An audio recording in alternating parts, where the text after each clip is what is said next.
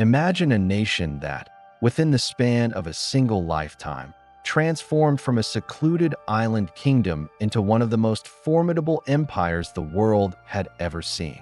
An empire that rose with breathtaking speed, defeating giants, seizing colonies, and expanding across Asia and the Pacific. Yet, within less than a century, it collapsed in ruin, leaving behind devastation, silence, and unanswered questions. This is the story of the Japanese Empire. For more than 2 centuries, Japan seemed to sleep.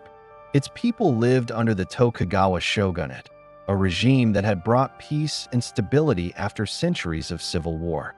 The great battles of the samurai were long gone, and in their place came a society ordered with precision. Daimyo lords ruled their domains, peasants worked the rice fields, artisans produced their crafts, and merchants thrived on a carefully regulated economy. At the pinnacle stood the shogun in Edo, a city that would later become Tokyo, whose government managed the nation with a mixture of discipline and isolation. Foreign contact was kept to a minimum. Only the Dutch were permitted a small trading outpost on the artificial island of Dejima in Nagasaki. Christianity was banned, missionaries expelled, and travelers forbidden from leaving the islands. This Sakoku-e policy of a closed country shielded Japan from the turbulence of global events. The Industrial Revolution transformed Britain, steam engines pushed trains across continents, and Western empires carved up Asia, but Japan remained largely untouched. To its rulers, this isolation was not ignorance, but survival. They remembered how European colonial powers had seized the Philippines, how China had suffered humiliation at the hands of Britain in the Opium Wars. By shutting the gates, Japan preserved its traditions and autonomy. And for a long time, it worked. Generations of Japanese people lived and died without ever seeing a foreigner. But the world has a way of intruding.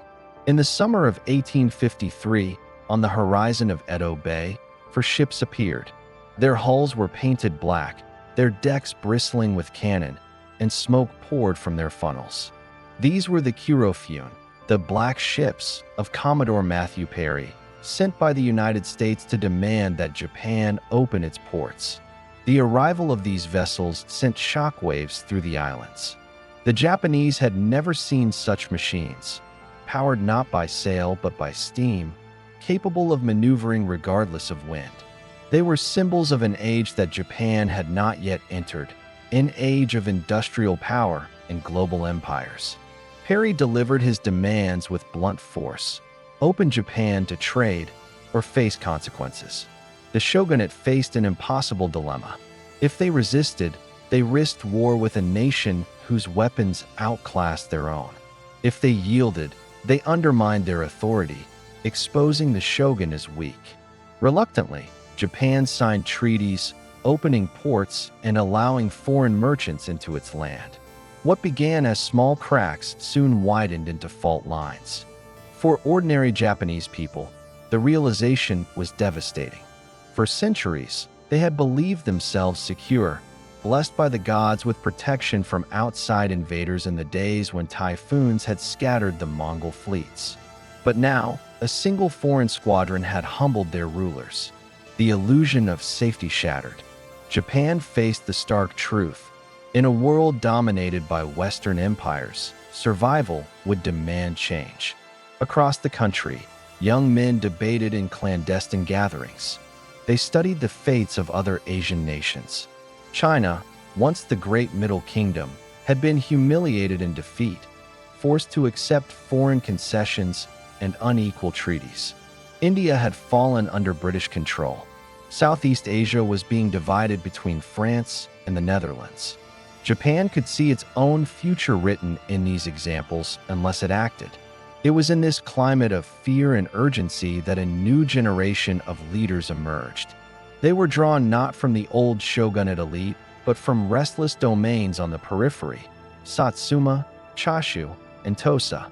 These were regions with their own samurai traditions, their own grievances against the Tokugawa regime. Among them, a radical idea took hold. The shogun must fall, and power must be restored to the emperor, the sacred descendant of the sun goddess Amaterasu. In 1868, after years of conflict and civil war, this vision came to pass. The shogunate collapsed, the young Emperor Meiji was declared sovereign, and a new government announced the beginning of an era of transformation. To many Japanese, it felt as if the nation itself had been reborn. But this was not a mere restoration of old ways. It was a revolution disguised as tradition. Under the banner of the emperor, Japan would set out to remake itself to adopt the technologies, institutions, and weapons of the West, while maintaining its own cultural soul. Samurai privileges were dismantled. Conscription created a national army.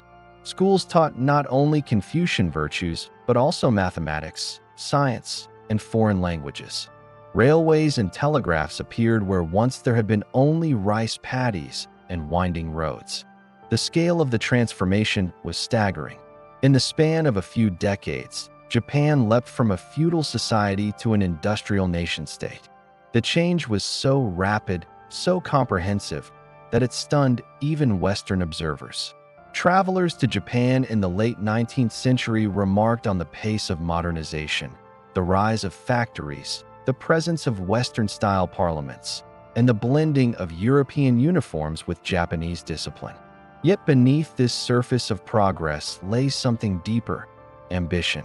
Japan's leaders had studied the lessons of empire. They saw how Western nations not only protected themselves through modernization, but also expanded their influence through conquest. For centuries, Japan had feared becoming a victim of imperialism. Now, it began to imagine itself as an imperial power. The young Emperor Meiji became more than a monarch, he was a living symbol, portrayed as the divine embodiment of the nation's strength. Citizens were taught loyalty not only to the state, but to him personally. His image hung in schools, his name invoked in military oaths. Around him, a new ideology began to take shape. Japan was destined not merely to survive, but to lead Asia. This awakening was not gentle. It was sharp, disruptive, and often violent. Old ways were swept aside. Samurai, once the proud warrior class, found themselves obsolete. Many resisted, rising in revolts that were crushed by the modern army they themselves had helped inspire.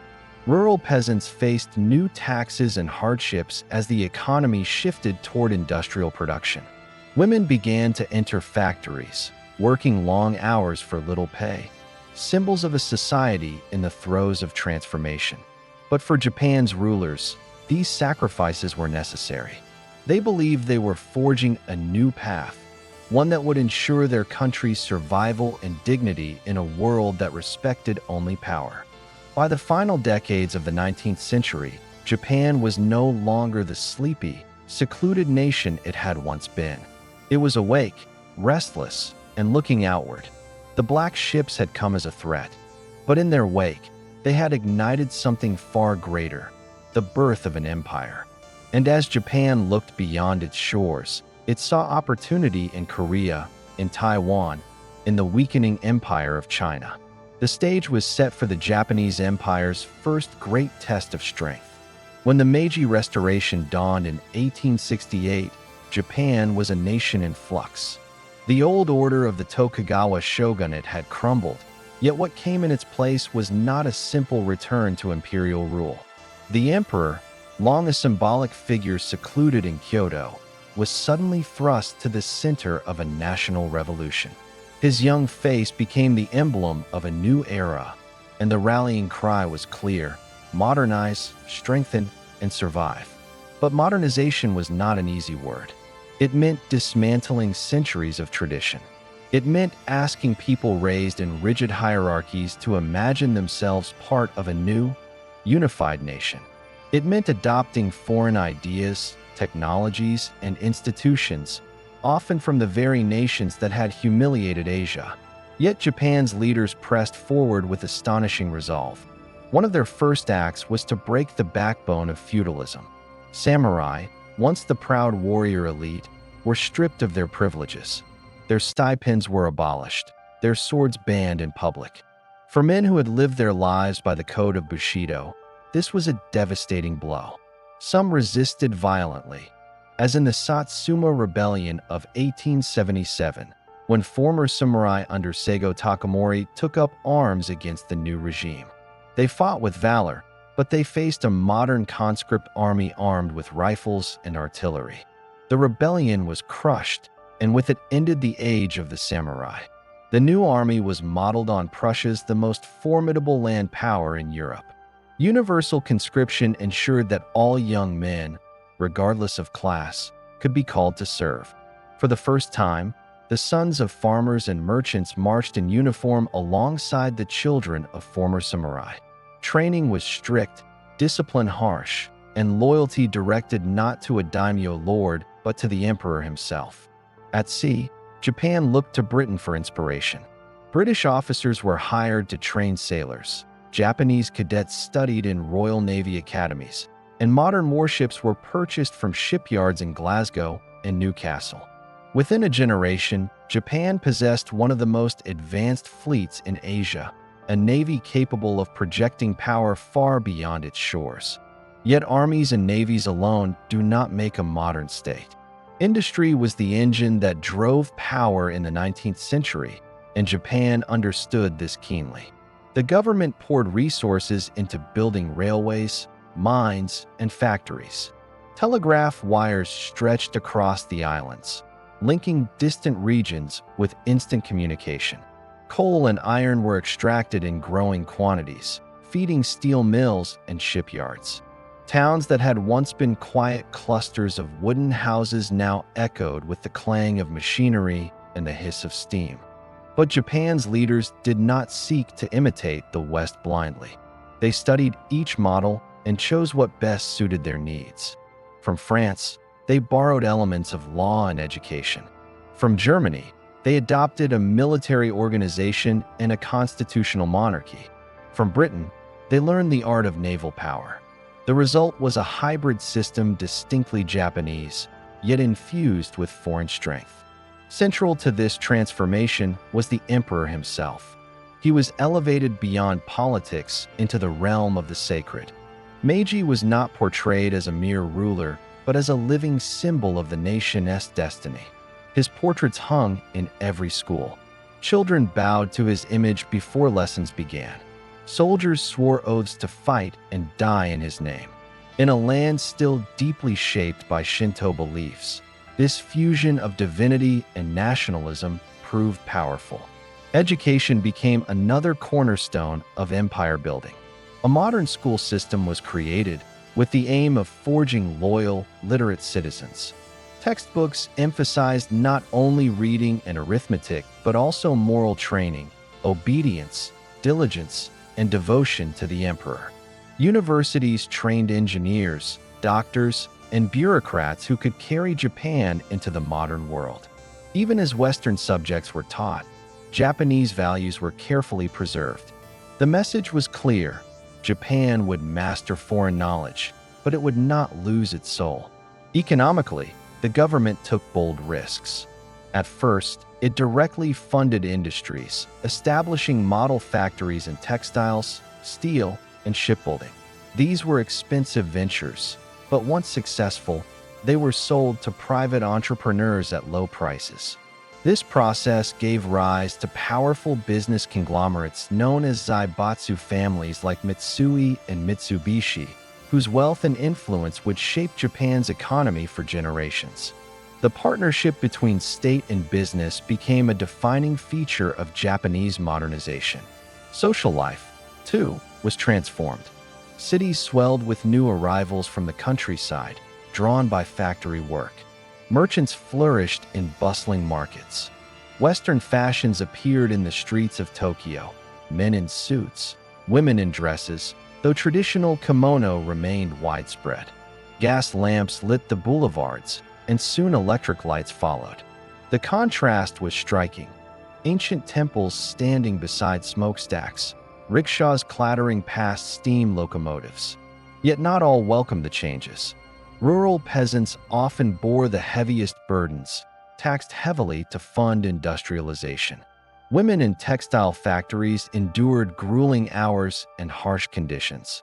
For many ordinary Japanese, modernization meant sacrifice and dislocation. But the leaders in Tokyo pressed on, convinced that the price was worth paying. Underlying all of this was a deeper ambition. Japan's elites were acutely aware of how Western empires operated. They had seen how Britain, France, and the United States carved up territories, exploiting colonies for raw materials and markets. Japan did not want to be carved apart. It wanted to carve for itself. Modernization, then, was not simply about defense. It was preparation for expansion. By the late 19th century, this ambition was no longer hidden. Politicians spoke of Japan's destiny to lead Asia. Newspapers published articles extolling the nation's unique spirit and mission. Scholars crafted theories of racial and cultural superiority, portraying Japan as a model for other Asian peoples. The idea of the Kokutai, the national polity centered on the emperor, emphasized unity, sacrifice, and the divine mission of the Japanese state. This ideology found fertile ground in a society undergoing such rapid change. For those disoriented by the loss of tradition, it offered a new anchor: loyalty to emperor and empire. For young men entering the army, it gave them a cause greater than themselves. For a people who had once feared humiliation at foreign hands, it promised dignity, power, and pride. By the 1890s, Japan had completed its transformation. It was no longer a feudal kingdom, vulnerable to Western gunboats. It was a modern nation-state, armed, industrialized, and united behind a powerful ideology. But there was one final test to prove itself on the global stage: war. And soon, the opportunity came. Across the narrow waters of the Korea Strait lies the Korean Peninsula, a long tributary state of China, rich in resources and strategically vital. Both Japan and China sought to dominate it. And when their ambitions collided, the newly forged Japanese empire would be tested in fire. By the final decade of the 19th century, the Japanese empire was no longer a fragile experiment. Its army drilled with Prussian discipline. Its navy steamed with British steel. Its industries produced the coal and steel of modern power. Yet for all this progress, one question remained unanswered. Could this newly forged nation truly stand against an old, established empire? That question soon found its stage on the Korean Peninsula. For centuries, Korea had lived in the shadow of China's Qing dynasty, paying tribute and looking to Beijing as its protector. But by the 1890s, China itself was weakening, burdened by internal strife, corruption, and the wounds left by humiliating defeats to the Western powers. Korea, lying between China and Japan, became the focus of a struggle that would determine who led Asia into the new century. For Japan's leaders, Korea was more than a neighbor. It was a matter of survival. Strategists argued that if Korea fell under another power's influence, be it China, Russia, or any Western empire, it would become a dagger pointed at Japan's heart.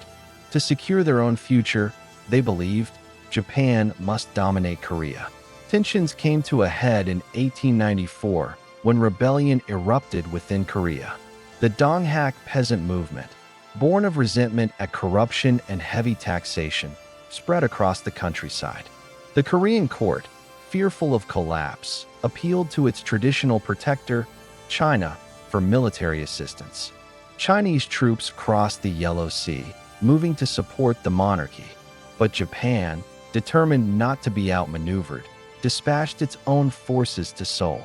What began as parallel interventions soon escalated into open conflict. In July 1894, Japanese soldiers seized the Korean royal palace, effectively taking the king under their protection. Confronted with this bold move, China had little choice but to respond. On August 1, 1894, war was declared. Few expected the outcome that followed. On paper, China possessed far greater resources. Its population dwarfed Japan's, its armies were larger, and its navy counted some of the most modern warships purchased from European shipyards. Many Western observers predicted a swift Chinese victory, but beneath the surface, China's strength was brittle.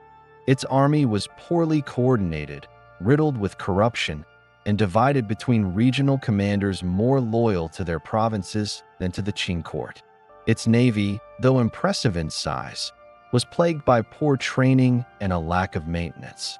Japan, by contrast, had forged a modern fighting machine. Its soldiers were disciplined, its logistics efficient, its officers educated abroad in Europe. Its navy, though smaller, was well drilled and hungry for victory. The first great clash came at sea. In September 1894, the two fleets met at the Battle of the Yalu River. For hours, shells screamed across the water as Japanese cruisers and gunboats circled their opponents. The Chinese fleet fought bravely, but its ships were outmaneuvered and its ammunition was scandalously poor. Many shells failed to explode on impact. By the day's end, much of the Chinese fleet lay in ruins, while the Japanese navy emerged bloodied but victorious. The myth of Chinese naval supremacy was shattered. On land, Japanese armies advanced with startling speed. In Korea, they pushed Chinese forces northward, crossing the Yalu River into Manchuria. Battles at Pyongyang and later at Mukden demonstrated the effectiveness of Japan's modernized troops. With rifles, artillery, and strict discipline, they outmatched their Chinese adversaries at every turn.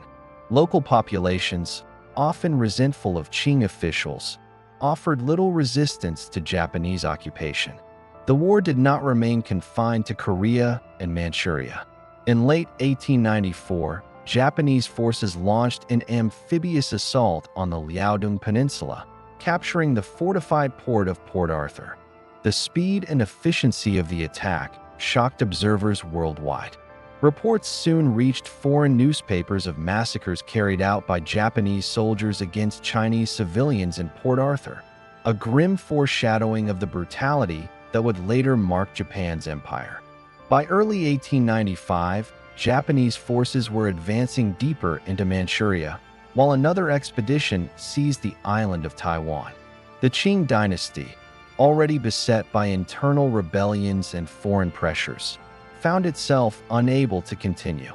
In April 1895, both sides met in the Japanese city of Shimonoseki to negotiate peace. The Treaty of Shimonoseki was a humiliation for China and a triumph for Japan. Korea was declared independent, removing it from Chinese suzerainty and leaving it within Japan's sphere of influence. Taiwan and the Pescadores Islands were ceded outright to Japan.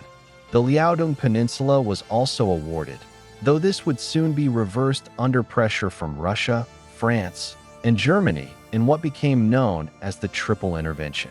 Still, Japan's victory was undeniable. For the first time in modern history, an Asian nation had defeated a great empire and forced it to cede territory. The shockwaves rippled far beyond East Asia.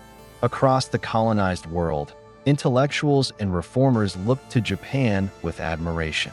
In India, in Southeast Asia, in the Ottoman Empire, the triumph of a non-Western power offered hope that imperial domination could be challenged. In China, however, the defeat deepened humiliation and accelerated the decline of the Qing dynasty, fueling discontent that would eventually lead to revolution. For Japan, the war was more than a military success. It was a validation of its entire project of modernization. The sacrifices of the Meiji reforms, the dismantling of the samurai, and the rush to industrialize all had borne fruit. The victory brought prestige, new colonies, and a sense of destiny. Japan was no longer a nation on the defensive.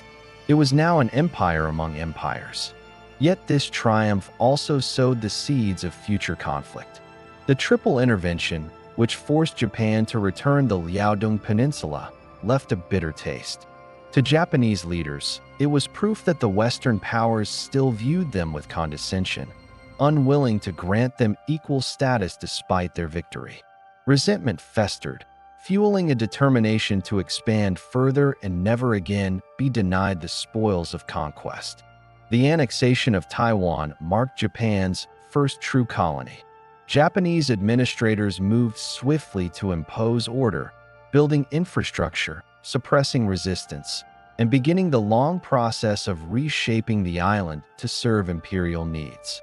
For the Taiwanese, this was the beginning of 50 years of colonial rule, marked by both modernization and repression. For Japan, it was the first step in building an overseas empire. In Seoul, the war left Korea nominally independent but increasingly dependent on Japan. Japanese advisors swarmed the royal court, reforms were imposed, and resistance grew among Korean nationalists. The peninsula, once the prize of the Sino-Japanese War, would soon become the stage for further struggles not only with Korea itself, but with another empire looming from the north, Russia. The Sino-Japanese War was short, lasting less than a year, but its consequences were immense. It marked the emergence of Japan as the dominant power in East Asia. It exposed the weakness of China's once mighty dynasty. It signaled to the world that a new player had entered the imperial game. In the streets of Tokyo, celebrations erupted. Victory parades marched through the capital, newspapers proclaimed Japan's greatness, and the emperor's prestige soared. For a generation raised on the fear of Western domination, the war was a cathartic reversal of fortune. They had not been conquered. They had conquered. But behind the jubilation, a dangerous confidence took root. War had brought power, prestige, and colonies. It had proven that Japan's path of modernization was not only effective but righteous. The idea of empire was no longer theoretical, it was a lived reality. And if one war could deliver such gains, what might another bring?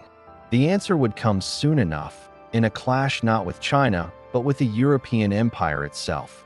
For in the cold landscapes of Manchuria and the icy waters of the Pacific, Japan would meet the colossus of Tsarist Russia. And once again, the world would be forced to reconsider the balance of power in Asia. At the dawn of the 20th century, the Japanese Empire stood at a crossroads. In the space of barely 3 decades, it had cast off centuries of isolation, embraced modernity, and emerged victorious against the ancient empire of China. Yet the victories of the 1890s were only a beginning.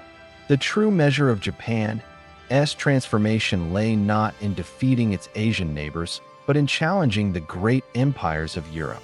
And soon, a confrontation was brewing that would decide whether Japan remained a regional power or ascended to the ranks of global giants. That confrontation would come with Tsarist Russia, and the outcome would shock the world. The roots of the conflict lay in the rugged lands of Northeast Asia, Manchuria, and the Korean Peninsula. For centuries, Korea had been a tributary state of China, a buffer zone between rival powers. But as the 19th century drew to a close, its fate became a question of survival. Japan saw Korea as a dagger pointed at its heart, too close to leave in the hands of a rival. Russia, too, eyed Korea and Manchuria as outlets for expansion, desperate to secure warm water ports and expand its influence in Asia. Between these two hungry powers, Korea and Manchuria became the tinderbox for war. After its victory over China in 1895, Japan expected to secure dominance in Korea and expand into the Liaodong Peninsula. But the so-called triple intervention of Russia, Germany, and France stripped Japan of these spoils, forcing it to relinquish territory it had won in battle. The humiliation cut deep. While Japan had modernized, it was reminded that the Western powers still viewed it as an outsider. Worse still, Russia soon moved in to occupy the very region Japan had been forced to abandon. The Tsar's armies seized Port Arthur, a valuable naval base, and Russian influence in Manchuria grew rapidly. For Tokyo's leaders, the message was clear. Unless Japan confronted Russia, its ambitions in Asia would be strangled at birth. The nation's destiny seemed bound to a single decision: whether to risk everything in a clash with one of Europe's most formidable empires. By 1904, negotiations had reached an impasse. Japan offered Russia recognition of its rights in Manchuria if Russia would, in return, acknowledge Korea as part of Japan's sphere. But the Tsar's government, steeped in arrogance and dismissive of Japan as an inferior Asiatic nation, rejected the compromise. Russian generals assumed that if war came, Japan would crumble before the might of Europe. The world shared this assumption. But Japan was preparing for something few expected, a lightning strike that would rival the boldest gambits in military history. On the night of February 8, 1904, without a formal declaration of war, Japanese warships launched a surprise attack on the Russian fleet anchored at Port Arthur. Torpedoes streaked through the dark waters, smashing into hulking battleships. Explosions lit the harbor as the Russian Navy reeled from the onslaught. It was a prelude to a wider war, one that would test both empires to their limits. In the months that followed, Japanese armies landed in Korea and swept into Manchuria. Battles unfolded across frozen plains and rugged hills, where soldiers fought not just the enemy, but the brutal cold. At the Yalu River, Japanese forces defeated Russian troops in a battle that stunned observers worldwide. It was the first major victory of an Asian army over a European power in the modern age. Reports sent shockwaves across the colonial world. For people in India, Southeast Asia, and Africa, Japan's victories carried a message: Europe was not invincible. Yet the struggle was far from decided.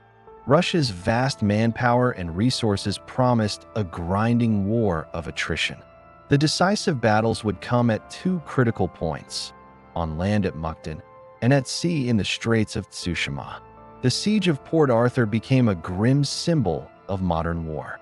Japanese troops encircled the fortress, launching wave after wave of assaults against entrenched Russian positions. Machine guns cut down attackers by the hundreds. Artillery thundered day and night, reducing hillsides to rubble. The cost was staggering. Tens of thousands of Japanese soldiers fell in futile charges. Yet slowly, inexorably, the fortress began to crumble. By January 1905, the Russian garrison, exhausted and starving, surrendered. Japan had secured a triumph, but at a terrible price. The Battle of Mukden in February and March 1905 brought the war's largest clash of armies, nearly 500,000 men on each side. For weeks, the fields of Manchuria became a hell's cape of trench warfare, with bayonet charges, artillery barges, and endless casualties. When the smoke cleared, Japan emerged victorious, driving the Russians into retreat. But once again, victory had been bought with rivers of blood. Japan's resources were strained to breaking. Its treasury was empty, its people weary. To secure a decisive end, Japan looked to the sea. There, fate would deliver the most dramatic moment of the war, the Battle of Tsushima. In May 1905, the Russian Baltic Fleet, after an epic journey of 18,000 miles around the world, entered the waters between Korea and Japan. The fleet, weary and poorly supplied, hoped to break through to Vladivostok. But waiting in the straits was Admiral Togo Hayakairo, commanding a modern Japanese fleet drilled to perfection. On May 27th, the two navies clashed. Japanese gunners unleashed devastating volleys with precision, while their ships maneuvered in disciplined formations. The Russian fleet, lumbering and disorganized, was overwhelmed. In less than 2 days, Japan annihilated the Tsar's navy, 21 ships sunk, 7 captured, and only a handful escaping. It was one of the most decisive naval victories in history.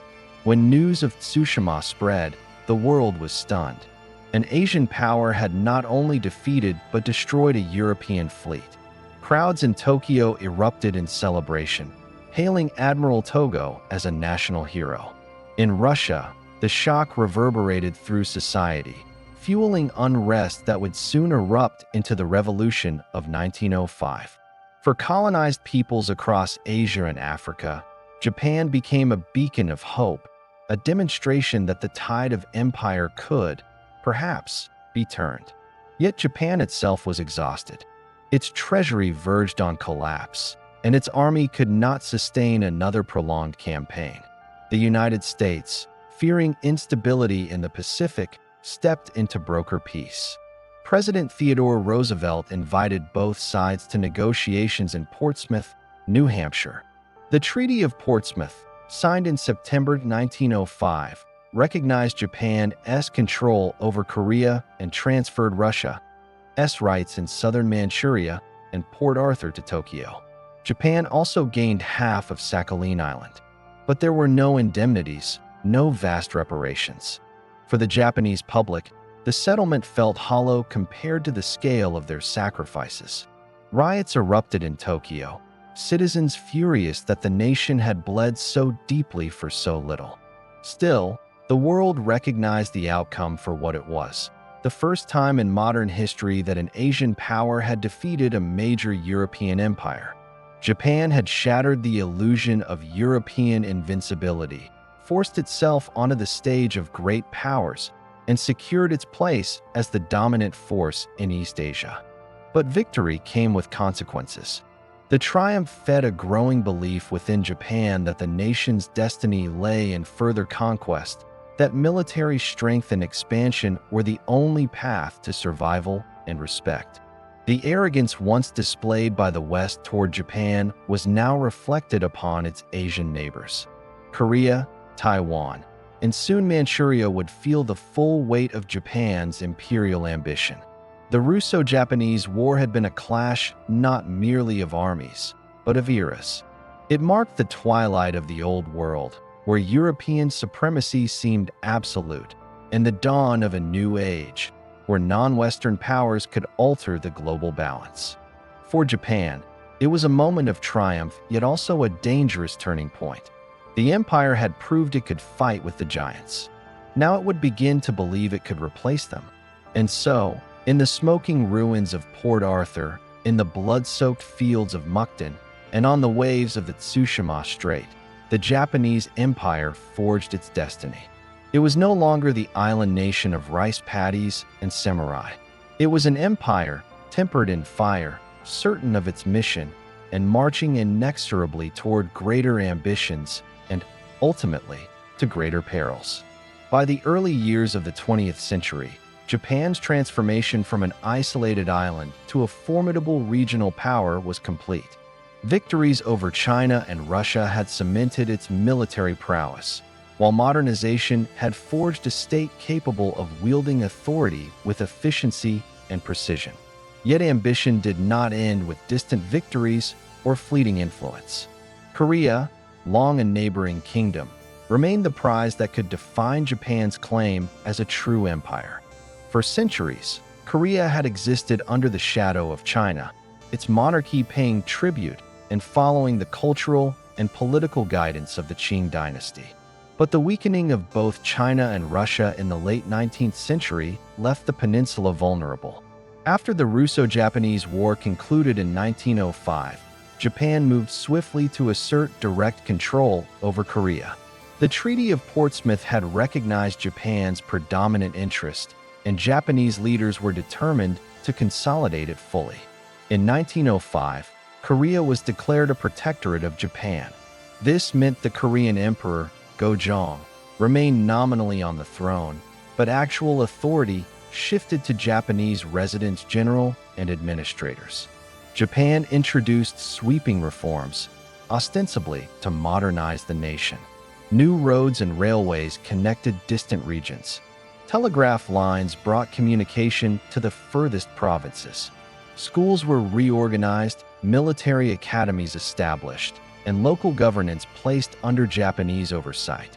Yet these reforms came with a hidden purpose: to entrench Japanese power and erase Korean autonomy. Administrators pushed for loyalty to the Emperor of Japan rather than to the Korean monarchy. Public ceremonies celebrated Meiji-era milestones, and the Japanese language was gradually imposed on schools, government offices, and even newspapers. The Korean population, deeply rooted in Confucian and local traditions, experienced this as cultural erasure. Resistance was immediate and widespread. Korean nationalists formed clandestine organizations to oppose Japanese control, staging protests, organizing petitions, and in some cases, taking up arms. The March 1st movement of 1919 would later epitomize this struggle, but even in the early years of annexation, quiet acts of defiance, refusal to adopt Japanese customs, clandestine teaching of the Korean language, and localized uprisings signaled that subjugation would not be easily enforced. The Japanese response was merciless. Military units and police forces suppressed revolts with overwhelming force. Public executions and harsh punishments became tools to instill fear.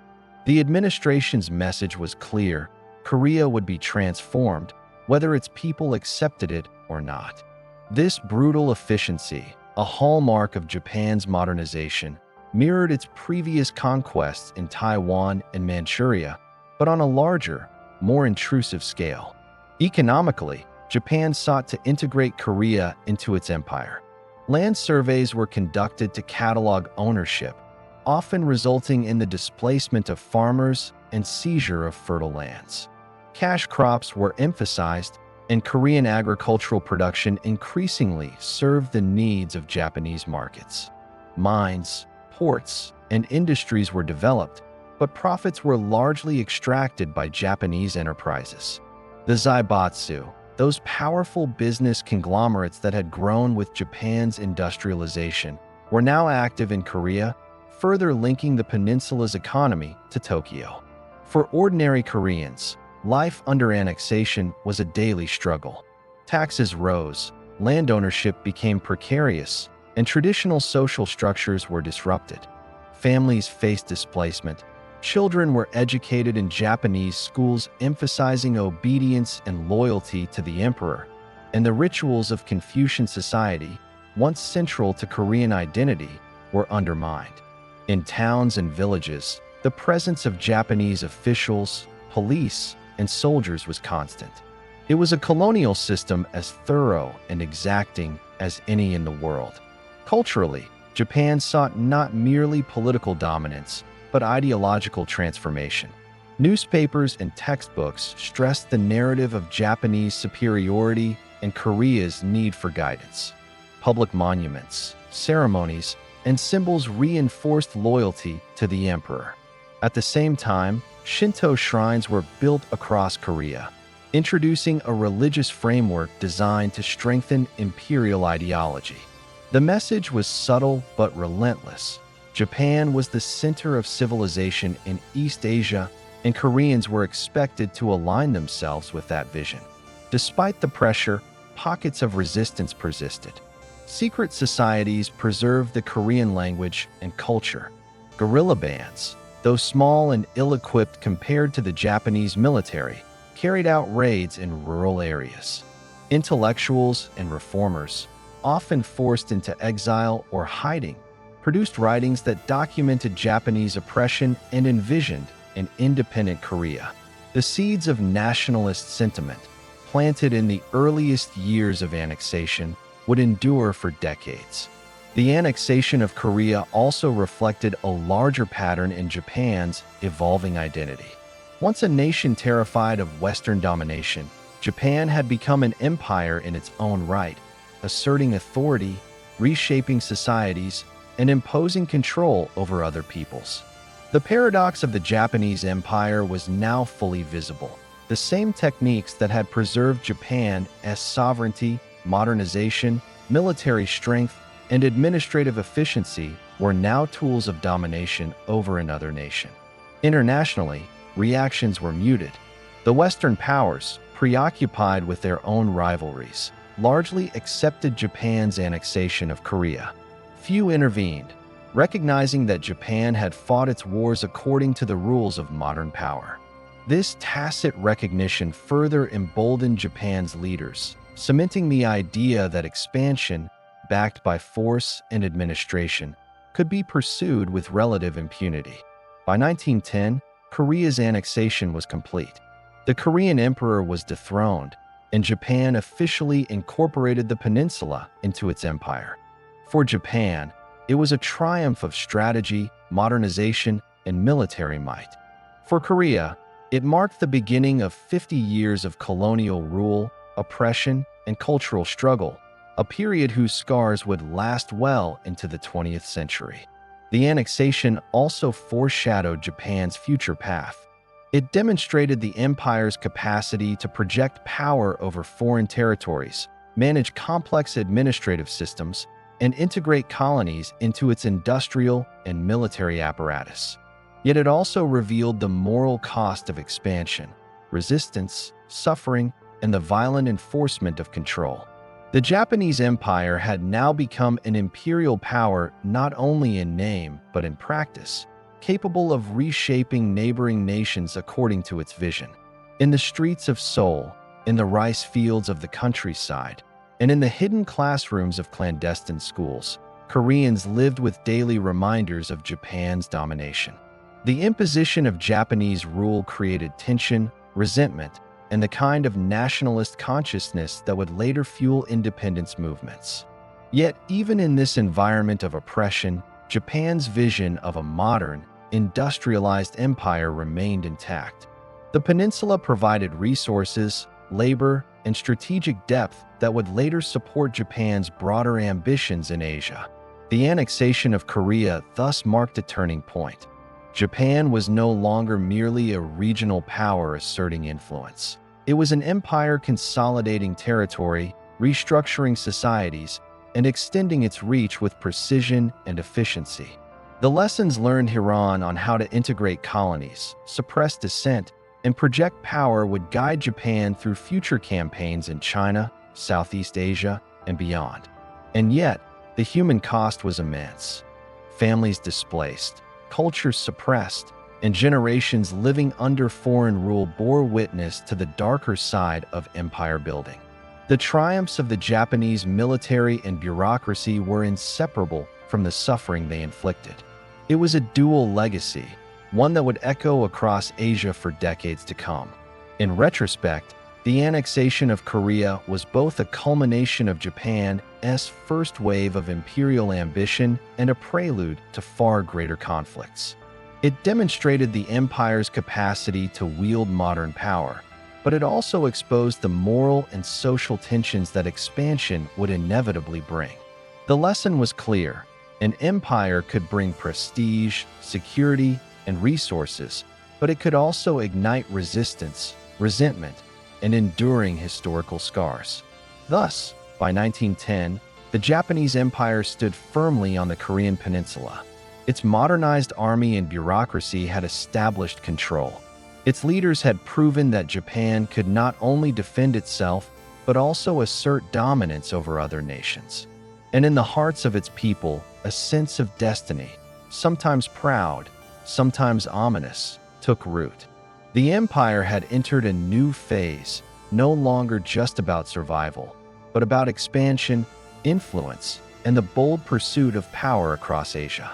As the world was drawn into the cataclysm of the First World War in 1914, Japan stood poised on the periphery of a global conflict that promised both peril and opportunity. Though the fighting initially unfolded in the trenches of Europe and the deserts of the Middle East, the imperial ambitions of Japan allowed it to seize this moment. Unlike the Western powers, entangled in the maelstrom of continental warfare, Japan's navy and army could operate in regions far from the blood-soaked fields of France and Belgium, where opportunity awaited those bold enough to grasp it. Japan had long maintained an alliance with Britain, formalized in 1902, a pact that was now invoked. The treaty stipulated mutual support in the event of hostilities against other powers in East Asia. For the Japanese government, this alliance offered a veneer of legitimacy to actions that would soon redraw the map of the Pacific. The world's attention was elsewhere, and Japan moved with calculated precision. In 1914, Japanese forces seized Germany's Pacific holdings, including the strategically crucial Marshall, Caroline, and Mariana Islands. German colonial outposts in Qingdao, China, were also captured with minimal resistance. The German garrison, cut off from reinforcements by a global war, could not withstand Japan's disciplined army and navy. Within weeks, Japan had secured vast territories, extending its reach far into the Pacific. It was a demonstration of efficiency, foresight, and opportunism. The Japanese Empire was now more than a regional power. It was a player on the global stage. The post-war negotiations at Versailles in 1919 marked Japan's moment of recognition. Sitting among the victors, the Japanese delegation pressed claims for territorial gains, arguing that its conquests and contributions merited equal status with the European powers. The League of Nations formally recognized Japan's possession of the former German colonies in the Pacific. In addition, the administration sought, though unsuccessfully, racial equality clauses in the League's covenant.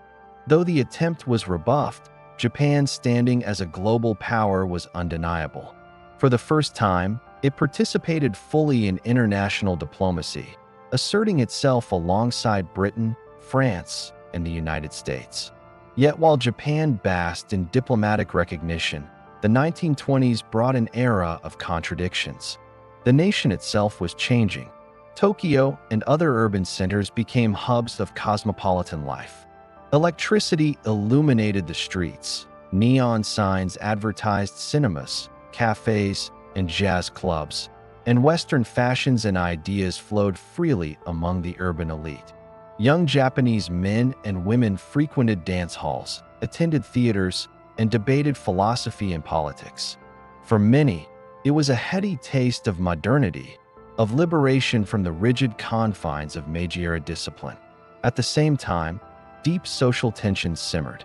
Rural areas remained bound by tradition, poverty, and the lingering influence of feudal hierarchies. The economic boom of the cities did not extend to the countryside, where farmers struggled with taxes, debt, and mechanization that threatened traditional livelihoods. Industrial laborers, especially women in textile factories, endured long hours, poor conditions, and limited rights. Modernity, while exhilarating in Tokyo's bright streets, carried profound costs. Intellectual debates flourished in this era. Thinkers explored the promises of democracy, socialism, and human rights, questioning the authority of the state and the emperor's elevated status. Literary magazines and journals published essays challenging inequality, censorship, and the direction of the nation. Western ideas clashed with Japanese traditions, producing a vibrant but volatile cultural landscape. For the ruling elite, these currents were alarming, hinting at instability that could undermine the hard-won cohesion of the empire. Simultaneously, the military maintained a pervasive presence behind the veneer of democracy.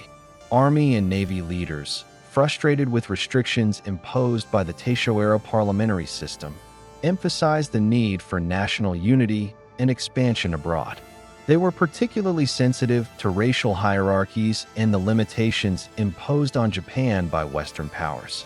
Treaties limiting naval tonnage, for instance, were perceived not merely as diplomatic compromises, but as affronts to Japan's sovereignty and global standing. These officers and strategists argued that Japan's destiny lay in securing resources and territory, ensuring the nation's survival and dignity on the world stage. By the late 1920s, Japan's economic and military policies reflected these ambitions. Industrial production soared, with heavy industries focused on steel, shipbuilding, and armaments. Strategic investments in infrastructure, from railroads to ports, linked domestic production with imperial logistics. At the same time, Japan maintained vigilance over its colonial territories. Taiwan and Korea served as sources of raw materials, labor, and strategic depth, supporting the empire's broader designs. Manchuria remained a region of growing interest, with Japanese companies and military advisors embedding themselves in local governance and resource extraction. Internationally, Japan's rise generated unease.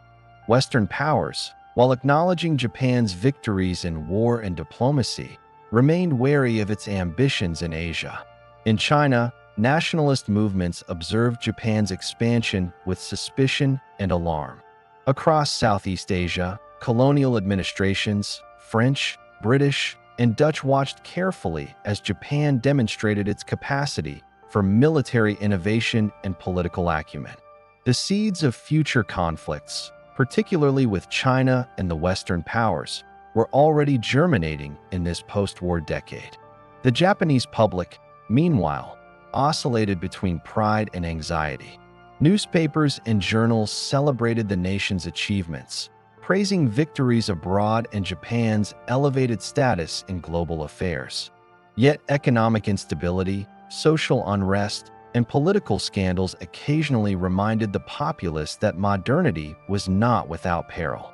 The contrast between Tokyo's cosmopolitan energy and the countryside's hardships reinforced social divides, even as the empire's prestige grew.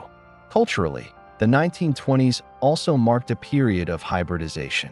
Western literature, art, and music influenced Japanese tastes, producing avant-garde movements and experimental forms.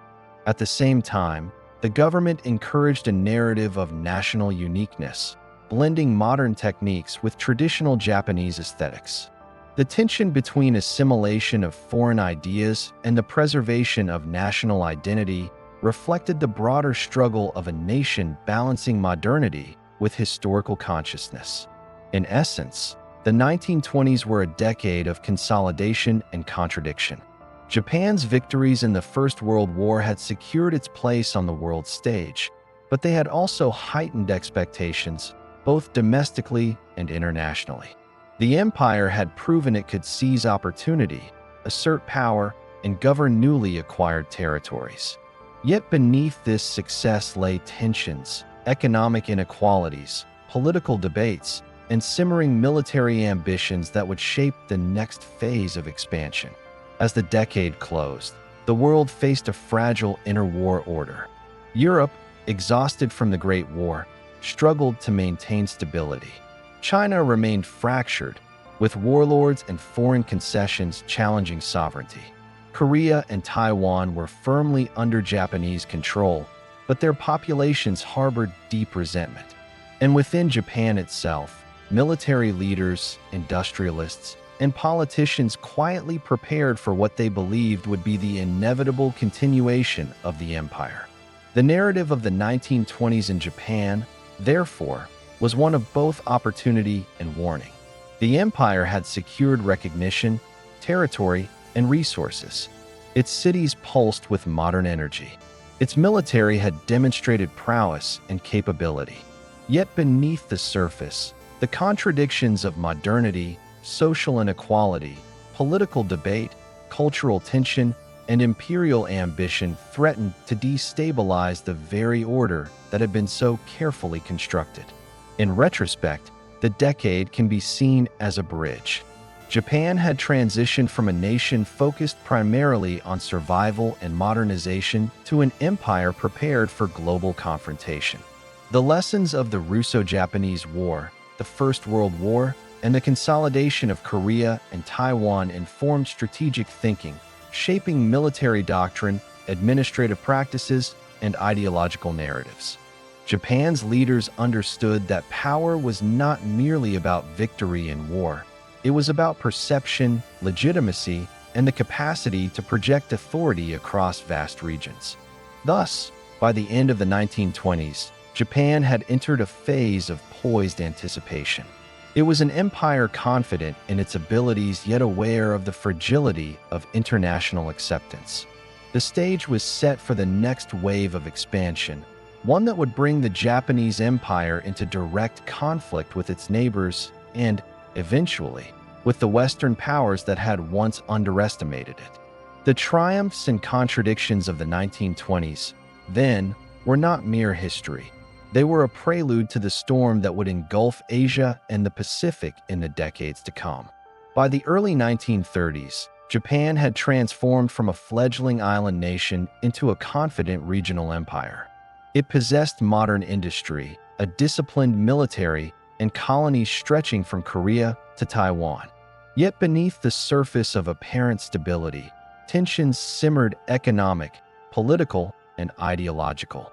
The Great Depression had shaken Japan's economy. Unemployment soared, and urban populations clamored for relief. Meanwhile, the military, which had grown increasingly independent and assertive, viewed expansion not as an option but as a necessity. To secure resources, assert dominance, and bolster national pride, the army would take matters into its own hands. The stage for Japan's next imperial gambit was Manchuria, the vast northeastern region of China rich in coal, iron, and farmland. Long coveted by Tokyo, Manchuria was seen by military planners as essential for securing raw materials and buffer space against potential Russian aggression. For politicians in Tokyo, the region was a delicate diplomatic issue. For the army, it was a prize to be seized regardless of treaties or public opinion. On September 18, 1931, the army engineered an event that would justify intervention: the Mukden Incident. A small section of the South Manchurian Railway, controlled by Japan, was blown up. Japanese officers immediately blamed Chinese forces, though the evidence was manufactured. Using this pretext, the army launched a full-scale invasion of Manchuria. Chinese forces, disorganized and under-resourced, were unable to resist the highly trained and well-equipped Japanese troops. In a matter of months, key cities fell, and the region was effectively under Japanese control. In March 1932, the Japanese established a puppet state, Manchukuo, installing the last Qing emperor, Huai, as a figurehead ruler. This act was both symbolic and strategic. It provided a veneer of legitimacy for what was, in reality, an occupation administered entirely by Japanese officials. The empire justified its actions as bringing stability and modernization to a chaotic region, yet in practice, Manchukuo was exploited for its resources, labor, and strategic position. Mines and factories were developed to feed Japan's growing industrial needs, while infrastructure projects, railroads, ports, and communication networks solidified Japanese control. The international reaction was swift, but ultimately ineffective.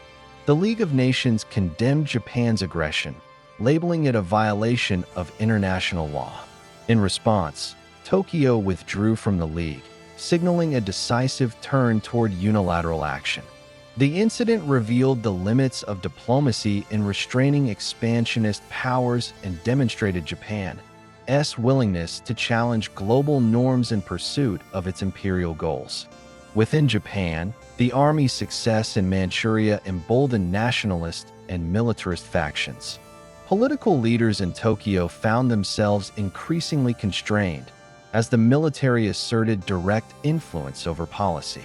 Cabinets fell when they opposed the army's plans. Ministers were assassinated or pressured to conform. Civilian government was no longer the primary driver of Japanese foreign policy. The military now dictated the nation's trajectory. By 1937, tensions between Japan and China had escalated beyond Manchuria. Incidents along the Marco Polo Bridge near Beijing provided the pretext for a full-scale invasion. What began as skirmishes quickly escalated into a brutal and sustained campaign. Japanese troops, highly trained and supported by modern weaponry, advanced through northern China with shocking speed and ferocity. Cities fell, villages were razed, and resistance was met with overwhelming force. One of the darkest chapters of this period occurred in December 1937, with the capture of Nanjing, the Chinese capital. Over 6 weeks, Japanese soldiers committed atrocities on a scale that shocked the world. Tens of thousands of civilians and disarmed soldiers were killed in what became known as the Nanjing Massacre. Women were subjected to systematic sexual violence, and property was looted or destroyed. The brutality reflected not only the military's discipline, but also the dehumanizing ideology that had taken root within the empire. That conquest demanded total domination, and that the conquered were to be subjugated without moral restraint. The events in Nanjing revealed the transformation of the Japanese Empire from a modernizing state to a war machine capable of unparalleled ruthlessness. Its successes were no longer measured solely in victories against armies, but in the capacity to impose order or terror across vast territories. Civilians, once spectators to the empire, now became instruments and victims of Japan's ambitions. Japan's rationale for conquest was couched in the language of liberation and modernization. Propaganda claimed that Manchukuo and northern China were being rescued from corruption and inefficiency, that Japanese intervention would bring stability, infrastructure, and economic growth. Schools, railways, and factories were established to support this narrative, creating an illusion of progress. Yet beneath this facade, exploitation, repression, and militarization defined everyday life for the occupied populations. Forced labor, resource extraction, and strict policing maintained Japanese authority, while dissent was brutally crushed. The empire's expansion during this period was also guided by ideology. The concept of a Greater East Asia co-prosperity sphere was emerging, framing Japan's actions as part of a larger mission to free Asia from Western colonial powers. While the rhetoric promised autonomy and equality, the reality was starkly different. Japan imposed its own administrative structures, economic priorities, and cultural norms, ensuring that the benefits of liberation accrued almost entirely to Japanese citizens. The contrast between ideology and practice revealed the contradictions at the heart of Japan's imperial project. By the late 1930s, Japan's empire had grown dramatically. Manchuria was firmly under control, northern China occupied, and Korea and Taiwan integrated as colonial territories. Japan's military, economy, and administrative apparatus were fully mobilized for further expansion. Yet this growth came at a cost. International isolation increased as Western powers condemned aggression but hesitated to intervene. The domestic population experienced growing militarization, with education and propaganda reinforcing loyalty, obedience, and a willingness to sacrifice for the empire. The period between 1931 and 1937 thus represents a critical turning point. Japan transitioned from opportunistic expansion to systematic conquest, guided by ideology, militarization, and a belief in its own destiny. The empire had become both more powerful and more ruthless, setting the stage for the conflicts that would engulf the Pacific and Southeast Asia in the coming years. The lessons of this era were clear. Modernization, industrialization, and military discipline had allowed Japan to overcome the limits that had restrained other nations. Yet unchecked ambition, ideological rigidity, and the brutal suppression of conquered peoples had created a moral and strategic hazard. The successes of conquest emboldened leaders to pursue further expansion, but the methods used, massacres, forced labor, and cultural erasure, planted the seeds of resistance, outrage, and eventual global confrontation. In examining this period, it is essential to recognize the dual nature of Japan's rise. On one hand, the empire demonstrated remarkable organizational capacity. It could mobilize armies, administer territories, and exploit resources on a vast scale.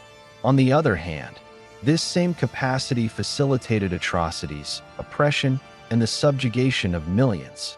The Japanese Empire in the 1930s was an entity capable of both extraordinary achievement and profound cruelty.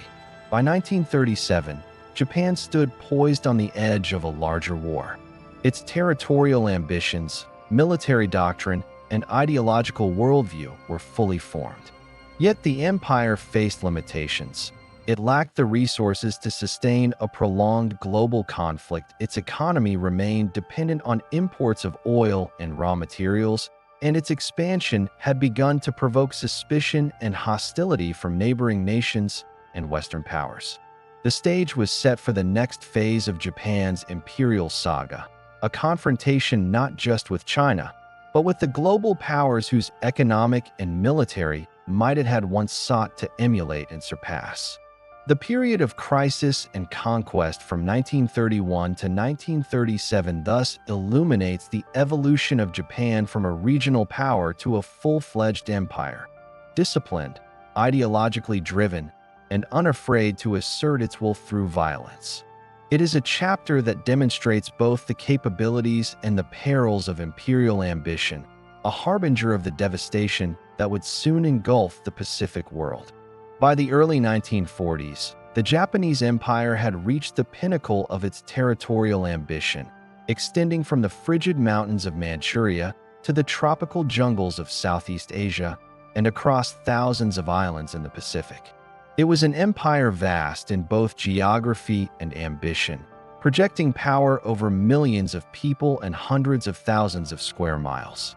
For Japanese leaders, this was the realization of decades of careful planning, modernization, and military aggression. For the rest of Asia, it was a period of profound upheaval, fear, and coercion.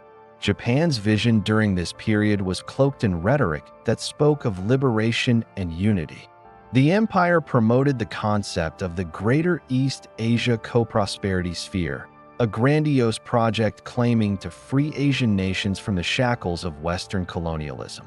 Propaganda painted Japan as the natural leader of Asia, destined to guide its neighbors toward prosperity and cultural renewal. Yet behind these idealistic slogans lay an empire that operated with ruthless efficiency, subjugating populations, exploiting resources, and enforcing obedience. Liberation was often little more than a euphemism for domination. In Manchuria, the industrial and agricultural exploitation that had begun in the 1930s intensified. Mines, factories, and railways churned ceaselessly, producing raw materials and manufactured goods to sustain Japan's expanding military and domestic economy. Forced labor became routine. Chinese peasants, already subjected to high taxes and restricted freedoms, were drafted into construction projects, mining operations, and military logistics. Japanese settlers and administrators held privileged positions, consolidating control while maintaining a rigid racial hierarchy. Manchuria, once a distant and unruly region, had been transformed into a cornerstone of imperial strength, a resource-rich base from which further conquest could be launched. Meanwhile, Korea and Taiwan were fully integrated into the empire, their economies and societies reoriented to serve Japanese interests. Korean and Taiwanese farmers produced cash crops for export. Workers labored in factories for Japanese industrial growth, and schools taught loyalty to the emperor rather than to local traditions. The social fabric of these colonies was reshaped to conform to imperial priorities, erasing centuries of cultural identity in favor of uniformity and obedience.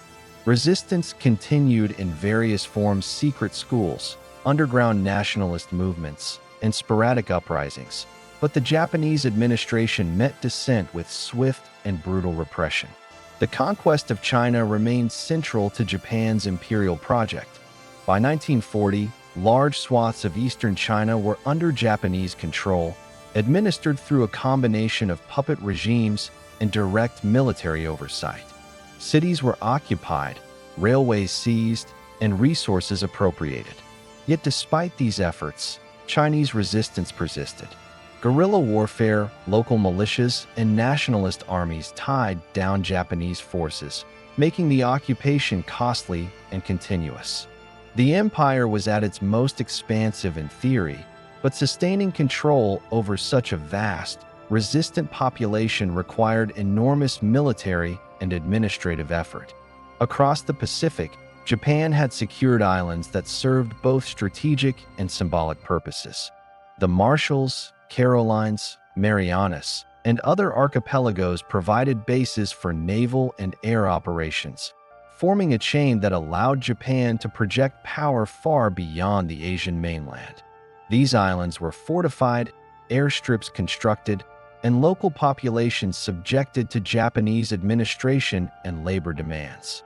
While small in population, These territories were vital for controlling sea lanes, ensuring supply routes, and deterring potential rivals such as the United States, Britain, and the Netherlands. Economically, the empire relied heavily on resource extraction and integration. Southeast Asia, in particular, offered oil, rubber, and rice commodities essential to sustaining Japan's industrial and military machine. Military planners viewed control of these resources as critical for national survival. The empire's economy became increasingly militarized, with production, transportation, and labor directed toward sustaining both domestic needs and the demands of an ever-expanding military. Every colony, every mine, every port became a cog in the imperial system. The ideology of the empire reinforced this expansion. The Japanese people were taught that their nation had a divine mission to lead Asia, that the emperor's authority was sacred, and that obedience, sacrifice, and loyalty were paramount. Schools, newspapers, films, and public ceremonies reinforced this worldview. Dissent was discouraged, if not outright forbidden. In the metropole, citizens celebrated military victories and colonial achievements, rarely confronting the human cost that accompanied the empire's reach. The military remained the backbone of imperial authority. Japan's army and navy were among the most advanced in the world, disciplined and highly trained. Doctrine emphasized mobility, coordination, and the willingness to accept extreme casualties to achieve strategic objectives. Officers were indoctrinated with the notion that the empire's expansion was a moral imperative, that failure to act decisively would invite subjugation or humiliation by Western powers. The martial ethos of the Japanese military became inseparable from the state itself, shaping domestic policy, foreign policy, and the very identity of the nation. Yet beneath the surface, cracks were forming. The vastness of the empire, while impressive on maps, presented logistical and strategic challenges. Supplying troops across thousands of miles of ocean and hundreds of miles of rugged terrain strained resources. Resistance in occupied territories, particularly in China, required continuous military commitment. Japan's industrial base, though advanced, remained dependent on imported raw materials, particularly oil and metals, making the empire vulnerable to embargoes and supply disruptions. Propaganda continued to portray the empire as a harmonious community of Asian nations united under Japanese leadership. Public messaging emphasized cooperation, development, and liberation from Western colonial exploitation. However, the lived experience of occupied populations was starkly different. Forced labor, conscription, repression, and cultural suppression defined daily life. In practice, the empire's ideology masked a hierarchy in which Japanese settlers and administrators wielded absolute power, ensuring the benefits of conquest flowed primarily to the metropole. Culturally, Japan sought to project a vision of unity across its empire, yet it struggled to reconcile modernity with traditional imperial ideology. Cities in the metropole embraced Western technology, architecture, and entertainment, while occupied regions were subjected to enforced traditions, language, and symbols of Japanese authority. The tension between modernization and cultural hegemony was emblematic of the empire itself. Technologically advanced and administratively sophisticated, yet morally and ethically compromised by coercion and violence. By the early 1940s, Japan's empire appeared unassailable. Its territory spanned the breadth of East Asia and the Pacific, its military unmatched in the region, and its ideological apparatus capable of mobilizing the population for total war. Yet the empire's very success sowed the seeds of vulnerability. Overextension, dependence on imported resources, continuous occupation of resistant populations, and the growing awareness of external threats created a precarious equilibrium. The empire's zenith, while awe-inspiring, was as much a prelude to crisis as it was a triumph. Internationally, Japan's ambitions did not go unnoticed. Western powers, while wary of Japanese expansion, were entangled in their own global concerns. Britain and the Netherlands maintained colonial holdings in Southeast Asia, the United States monitored Pacific territories, and China's fractured political landscape limited coordinated resistance. Japan's empire, though formidable, faced a delicate balance, asserting dominance without provoking an all-out confrontation that could expose strategic weaknesses. The empire's zenith was also psychological.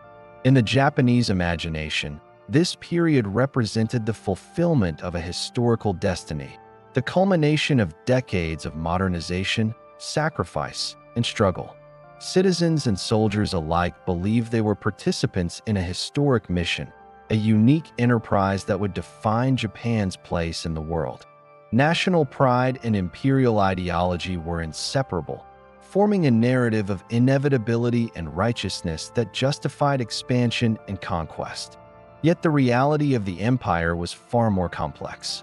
Beneath the veneer of stability lay deep inequalities, administrative burdens, and the ever-present possibility of rebellion. The empire's achievements in governance, logistics, and military organization coexisted with brutality, coercion, and moral compromise. The so-called co-prosperity sphere masked the extraction and subjugation of countless lives, while the glorification of expansion hid the immense human cost of empire building. In retrospect, the empire at its zenith represents both the apex of Japanese ambition and the precursor to its unraveling. It was a state capable of remarkable coordination, technological achievement, and territorial control. Simultaneously, it was a state built on coercion, overextension, and the subordination of millions. The very factors that made it formidable military discipline, administrative efficiency, and ideological zeal would also expose it to vulnerabilities that would become apparent in the coming global conflict. As the 1940s dawned, Japan's empire seemed limitless, stretching across continents and oceans. Its successes emboldened leaders, justified militarism, and reinforced the belief that destiny and might were inseparable. Yet every conquered city, every occupied village, and every exploited resource was a reminder that empires, no matter how vast, are fragile constructs, dependent on obedience, supply, and the illusion of inevitability. The Japanese Empire had reached its peak, but the very scale of its achievements foreshadowed the crises that would soon engulf it, shaping the world in ways that none could yet fully foresee. By the early 1940s, the Japanese Empire had reached a point where ambition and necessity intersected with peril.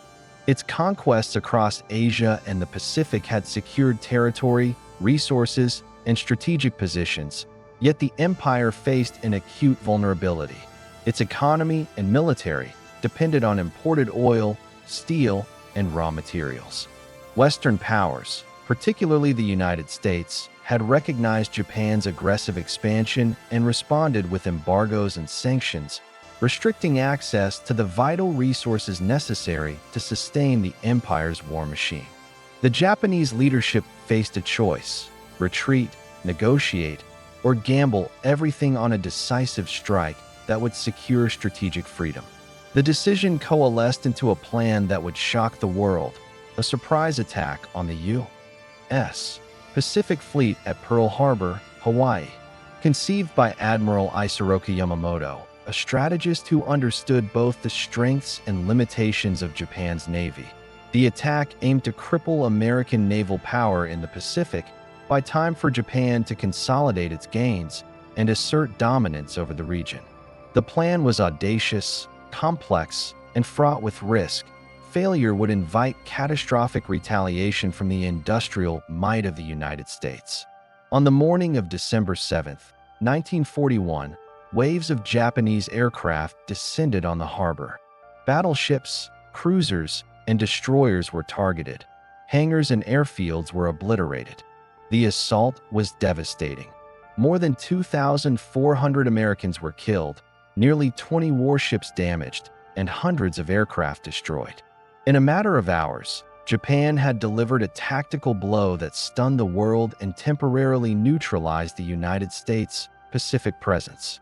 The attack was not merely a military operation, it was a psychological strike intended to demoralize and intimidate, to announce Japan's arrival as a global power unafraid to challenge the West directly. The initial success of Pearl Harbor emboldened Japan. Within weeks, the empire executed a coordinated campaign to seize territories across Southeast Asia and the Pacific. Singapore fell in February 1942, often referred to as the Gibraltar of the East, a British stronghold that collapsed under Japanese assault. The Philippines, a U.S. territory, was invaded simultaneously, and by April 1942, Japanese forces had reached the jungles of Burma and the archipelagos of the Pacific, consolidating control over vast areas of strategic and economic importance. These rapid victories reinforced the empire's perception of invincibility, and propaganda depicted Japan as the liberator of Asia from Western colonial domination. Yet the initial triumphs masked profound vulnerabilities. Japan's victories were rapid but costly, and the empire's supply lines were stretched across thousands of miles of ocean. Occupied territories contained populations resistant to Japanese rule, and guerrilla warfare, sabotage, and local resistance began to challenge imperial control. While the empire had achieved tactical brilliance, strategic sustainability was far less certain. Japan's economy and military relied on resources increasingly threatened by the very powers it had provoked, chiefly the United States, Britain, and the Netherlands. The United States, initially stunned, responded with unparalleled industrial mobilization. Shipyards, factories, and refineries shifted to wartime production, generating a scale of output that Japan could never match. Aircraft, ships, tanks, and munitions poured into the Pacific, transforming a regional conflict into a global struggle. Battles that followed Pearl Harbor, Midway, Guadalcanal, and Leyte Gulf would expose the limits of Japan's earlier successes. The very audacity that had brought momentary glory now faced the relentless force of American industrial might and strategic coordination. The Pacific War also transformed the daily lives of millions. In conquered territories, Japanese administration sought to integrate economies and mobilize populations for the war effort. Labor was conscripted, resources extracted, propaganda disseminated to promote loyalty to the emperor. Education systems were overhauled to emphasize obedience, military discipline, and cultural assimilation. The Japanese Empire, once an ambitious regional power, has now become a totalizing system in which every facet of life, in both the metropole and the colonies, was subordinated to the war effort. In occupied regions, this integration was coercive and often brutal. Southeast Asia, rich in oil, rubber, and rice, was systematically exploited. Civilians were forced into labor camps, subjected to strict curfews, and made to endure harsh conditions. Cultural and linguistic assimilation policies sought to impose Japanese norms, erasing local traditions in the service of imperial ideology. Resistance movements, fueled by nationalism and outrage, persisted despite severe repression, ensuring that Japan's empire, while geographically vast, was never entirely secure. Naval warfare became the defining feature of the conflict. Japan's early naval strategy relied on surprise, speed, and superior training. Carrier-based aircraft allowed the empire to project power across vast distances, striking targets before conventional forces could respond. Yet this dependence on extended naval operations also revealed strategic fragility. Ships, aircraft, and personnel were stretched thin, and losses could not be quickly replaced, given Japan's limited industrial base compared to the United States. Every engagement carried not just tactical, but existential risk. Air warfare similarly shaped the trajectory of the conflict. Japanese pilots, disciplined and highly trained, initially dominated many theaters, but attrition, fuel shortages, and industrial limitations began to erode these advantages. The development of long-range bombing campaigns by the Allies gradually shifted the balance, bringing destruction to both military and civilian infrastructure within Japan itself. The seeds of the empire's decline, invisible during the first months of conquest, were already being sown. Strategically, the Japanese empire's expansion was ambitious but unsustainable. The initial victories created the illusion of invincibility, but the realities of logistics, resistance, and industrial limitations meant that maintaining control over such a sprawling territory was precarious. Every island, peninsula, and colony required garrisons, fortifications, and supply chains. Each victory demanded continued commitment, drawing resources away from other theaters. The empire's reach had exceeded its grasp, and the first cracks were beginning to show. Ideologically, the empire continued to justify its actions through the co-prosperity sphere. Propaganda emphasized liberation from Western colonial powers and portrayed Japan as the natural leader of Asia. Schools, newspapers, radio broadcasts, and films reinforced the message of shared destiny, obedience to the emperor, and the moral imperative of expansion. Yet the contrast between rhetoric and reality was stark. Occupied populations experienced repression, forced labor, and cultural erasure, exposing the gap between ideological claims and imperial practice. Within Japan, the initial euphoria of victory gradually gave way to awareness of growing challenges. Military leaders recognized that prolonged conflict with the United States and its allies was inevitable. Industrial planners understood that sustaining the empire's territorial gains required resources Japan could not secure without further conquest or control of global trade routes. Civilians experienced rationing, conscription, and propaganda campaigns that increasingly emphasized sacrifice for the nation and the emperor. The zenith of empire had arrived, but with it came the burden of sustaining a war that would test every aspect of Japanese society. The global war also reshaped regional geopolitics. British and Dutch colonies, previously thought secure, were now under threat. China remained fragmented, yet Chinese forces, both nationalist and communist, resisted Japanese occupation fiercely, tying down significant numbers of troops. In the Pacific, the United States and its allies began to coordinate responses, planning counteroffensives that would ultimately challenge Japan's early dominance. The Japanese Empire, though vast and powerful, faced a future in which its territorial gains were contested, vulnerable, and ultimately unsustainable. The attack on Pearl Harbor, while a tactical success, symbolized the dual nature of Japan's expansion.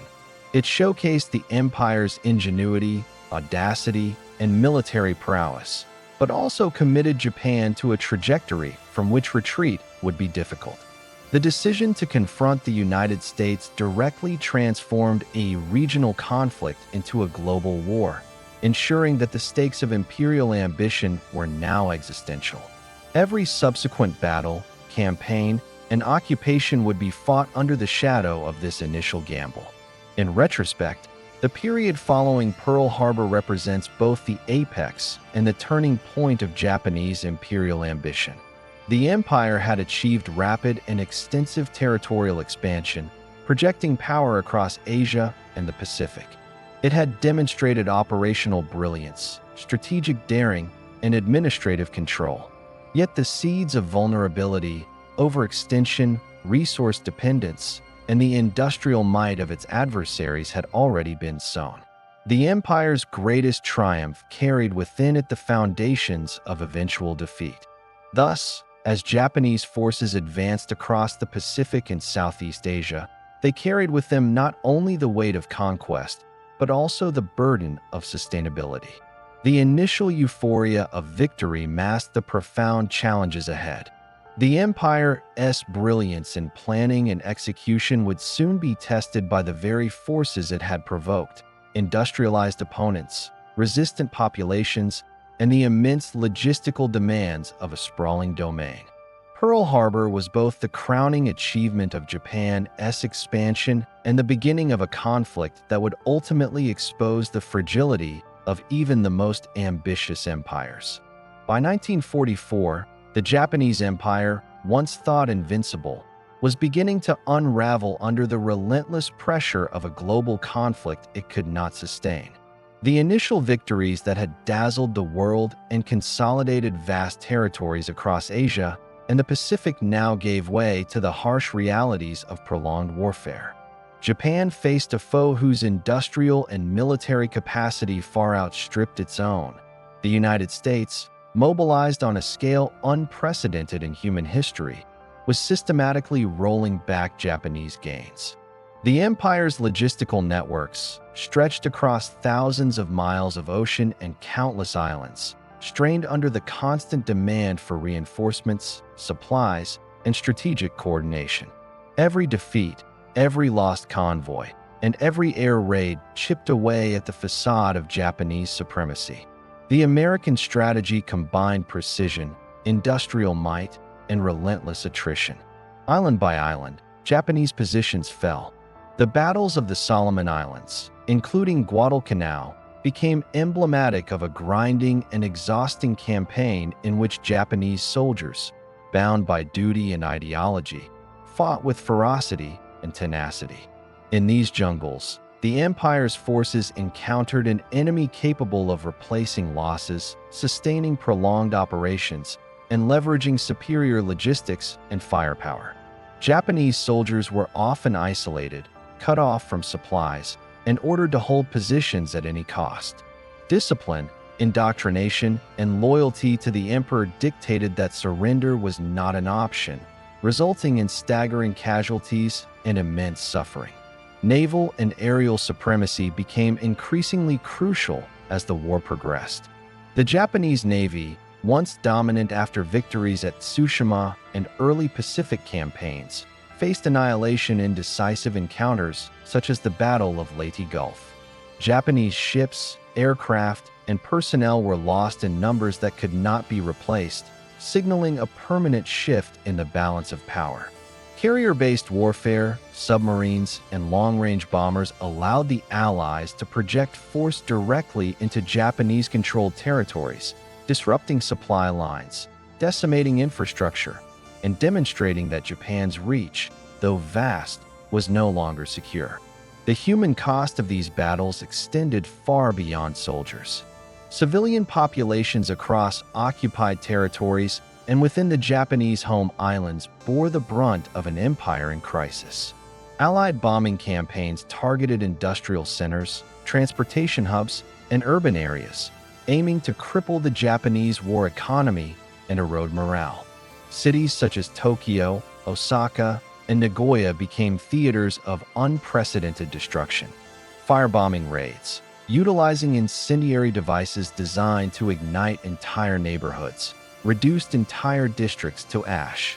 Tens of thousands of civilians perished in single nights, their deaths a direct consequence of both the strategic imperatives of total war and the empire's inability to defend its population adequately. The psychological toll on the Japanese populace was immense. From 1944 onward, air raid sirens became a daily fixture, signaling imminent destruction. Families huddled in makeshift shelters, rationed food and water, and endured the constant anxiety of annihilation from the skies. The government, maintaining propaganda that emphasized resilience, sacrifice, and national unity, attempted to sustain morale, but the gap between rhetoric and lived reality widened daily. The empire's promise of protection and prosperity had collapsed, replaced by fear, deprivation, and the harsh acknowledgement of vulnerability. Simultaneously, Japan's strategic position in the Pacific deteriorated. Islands once considered impregnable strongholds were isolated and encircled by Allied forces. Bases in the Marianas, Carolines, and Philippines were cut off, supplies dwindled, and troops faced starvation, disease, and relentless attack. The Japanese military, trained to fight to the last man, frequently ignored opportunities for tactical withdrawal, resulting in catastrophic losses. The ideological insistence on honor, sacrifice, and loyalty transformed strategic rigidity into mass tragedy. Kamikaze tactics, suicide attacks by aircraft, emerged as a desperate measure to offset material inferiority. Young pilots, often barely trained, were ordered to crash their planes into enemy vessels, sacrificing themselves in missions of near-certain death. These attacks, while temporarily damaging Allied ships, reflected the extreme desperation of an empire clinging to fading control. The home islands were not spared. By mid-1945, Allied air power had achieved near-total dominance over Japanese skies. Cities across Honshu, Kyushu, and Shikoku were systematically targeted. Tokyo alone suffered firebombing raids that killed over 100,000 civilians in a single night, flattening districts and leaving survivors to navigate ash-choked streets and collapsed infrastructure. Water and electricity were cut, medical care was overwhelmed, and social order frayed. The Japanese government, while aware of the strategic futility, continued to emphasize resilience and the moral imperative of resistance, compelling civilians to endure unimaginable suffering in the service of an empire on the brink of collapse. Japan's military strategy, though disciplined and ideologically driven, was increasingly unsustainable. Resource shortages became acute, with oil, steel, and food supplies critically low. Industrial production could no longer match the demands of a multi-front war. Training for new soldiers was abbreviated, equipment was often inferior, and morale suffered under the constant strain of attrition. The empire's reliance on doctrinal rigidity, ideological indoctrination, and unyielding loyalty, once strengths, now contributed to catastrophic losses and strategic inflexibility. On the international stage, the Allies closed in with coordinated offensives. American forces, leveraging both industrial output and naval superiority, initiated island-hopping campaigns that bypassed heavily fortified positions to strike strategically vital locations. Each capture further eroded Japan's perimeter, cutting supply lines, isolating garrisons, and amplifying the psychological pressure on both soldiers and civilians. The cumulative effect of attrition, sustained bombing, and logistical collapse accelerated the empire's descent from dominance to desperation. The ideological narrative of the empire, centered on the invincibility of the Japanese nation and the divine authority of the emperor, confronted an unrelenting reality. Sacrifice, loyalty, and obedience were demanded at all levels, yet the protective and moral authority of the state had collapsed under the weight of military defeat. The gap between imperial rhetoric and lived experience widened inexorably, undermining morale and eroding confidence in the empire's promises.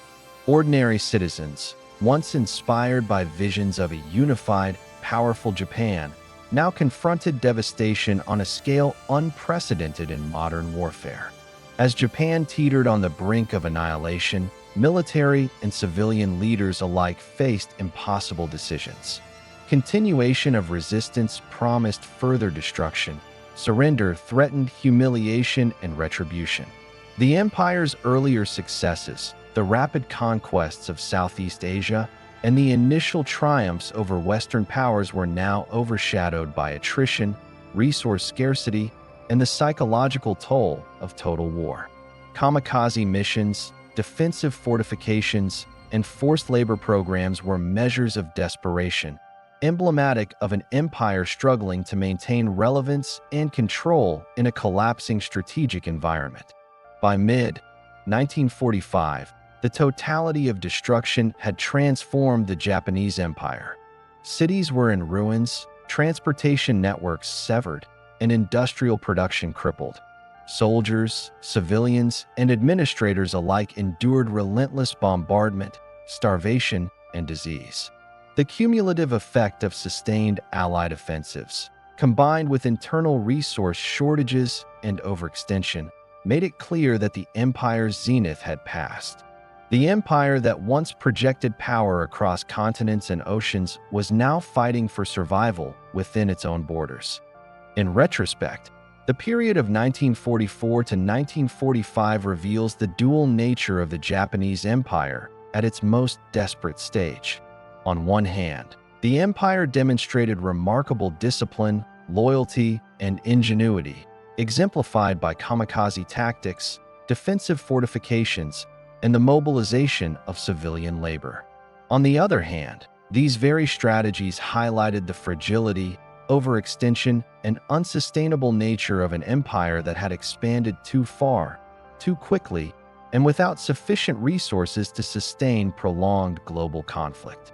The successes of the past now coexisted with the consequences of strategic miscalculation, ideological rigidity, and relentless Allied pressure. The firestorms over Tokyo, the attrition on distant islands, and the relentless destruction of infrastructure reflected both the material and psychological collapse of the empire. Japan's military, once the pride of the nation and the envy of the world, was stretched to the breaking point. Civilians, indoctrinated for loyalty and sacrifice, endured unprecedented suffering. The empire, for all its technological and organizational achievements, had become a theater of destruction, a crucible of human endurance under the weight of total war. Ultimately, this period set the stage for the final act of the Japanese Empire. The extensive damage to cities, the unsustainable attrition of resources, and the psychological toll on both military and civilian populations created conditions in which unconditional surrender became inevitable. The fire and destruction of these years were not merely tactical or strategic outcomes. They were the physical embodiment of the empire's overreach, a stark reminder of how quickly empires can rise and, just as swiftly, fall into ruin. By August 1945, the Japanese Empire, once a symbol of rapid ascent and formidable military prowess, stood on the precipice of total collapse. Cities lay in ruins, industrial capacity was shattered, and the military, though still disciplined, had been decimated by years of attrition across the Pacific. The empire that had projected power from Manchuria to the Philippines was now confined to its home islands, struggling to sustain life amid rationing, air raids, and the psychological toll of relentless defeat. The leadership faced an existential decision: continue a struggle that promised further devastation or surrender unconditionally to the forces arrayed against them. The immediate catalyst for surrender came from a combination of strategic bombing and the unprecedented devastation wrought by atomic weapons. On August 6, 1945, Hiroshima, a city of over 300,000 inhabitants, was engulfed in a blinding flash of heat and radiation. The atomic bomb leveled the city in moments, killing tens of thousands instantly and leaving countless more to die slowly from radiation sickness and injuries. Just 3 days later, Nagasaki suffered a similar fate, an inferno that obliterated the city and compounded the psychological shock gripping the nation. The bombs were not merely tools of war. They were instruments that exposed the absolute vulnerability of the empire and underscored the futility of continued resistance. In the face of such devastation, Emperor Hirohito took the extraordinary step of addressing the nation directly. On August 15, 1945, his voice, broadcast over the radio, conveyed the gravity of the situation. For the first time, ordinary Japanese citizens heard the emperor speak personally, not as a distant figure of reverence, but as a voice guiding them through an unprecedented crisis. He announced Japan's surrender, framing it as a necessary act to prevent the complete annihilation of the Japanese people. The words, measured and solemn, marked the end of nearly 8 decades of imperial expansion and the conclusion of one of history's most catastrophic conflicts. The surrender was unconditional, and it carried profound implications. Japan's military hierarchy was dismantled, and its leadership, including high-ranking generals and politicians, faced accountability for war crimes. Trials held under Allied supervision prosecuted those responsible for orchestrating atrocities such as the Nanjing Massacre, forced labor programs, and the brutal occupation of territories across Asia. These proceedings, unprecedented in scope, not only sought justice but also symbolized the collapse of the moral and legal authority that the Japanese Empire had long wielded both domestically and abroad. The occupation of Japan by Allied forces, predominantly American, transformed the nation at its core. The United States, led by General Douglas MacArthur as Supreme Commander for the Allied powers, undertook a comprehensive program of demilitarization, democratization, and reconstruction. Military facilities were disbanded, weapons stockpiles seized, and former combatants reintegrated into civilian life under strict oversight. The emperor, once considered divine, was retained as a symbolic figure, but his political and military authority was stripped. Japan's governance was recast under a constitution imposed under Allied supervision, emphasizing civilian control, pacifism, and the renunciation of war as a national policy. Social and economic reforms accompanied the political restructuring. Land reforms redistributed property from large landlords to tenant farmers, fundamentally altering the rural economy. Labor rights were expanded, women gained new legal protections, and education was reoriented to emphasize democratic principles rather than militaristic indoctrination.